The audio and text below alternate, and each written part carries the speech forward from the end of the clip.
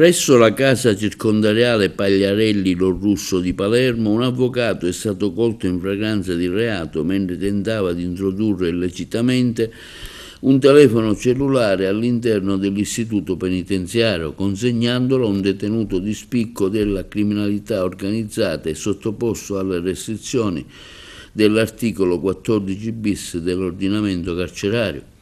L'episodio si è verificato all'interno della sala colloqui riservata agli avvocati e grazie alla prontezza e all'alto livello di vigilanza degli agenti della Polizia Penitenziaria, coordinati dal dirigente Giuseppe Rizzo, è stato possibile intervenire tempestivamente bloccando l'azione illegale.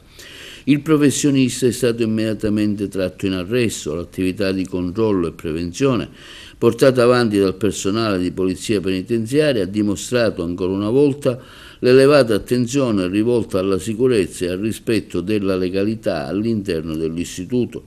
Le autorità competenti sono già state informate e sono in corso gli accertamenti del caso. L'arresto è stato convalidato con custodia cautelare nello stesso istituto ed è stato eseguito nel pieno rispetto delle garanzie di legge. La direzione dell'istituto e il corpo di polizia penitenziaria confermano il massimo impegno nel contrasto a ogni forma di attività illecita all'interno del carcere, a tutela della sicurezza, della legalità, della trasparenza del sistema penitenziario. L'avvocato si chiama Benedetto Romano, di 41 anni, di San Vito dei Normanni, del Foro di Brindisi. L'APM titolare del fascicolo è l'assiduta procuratrice Ilaria De Somma della Procura Ordinaria. L'udienza davanti al Tribunale di Palermo si terrà martedì 30 settembre.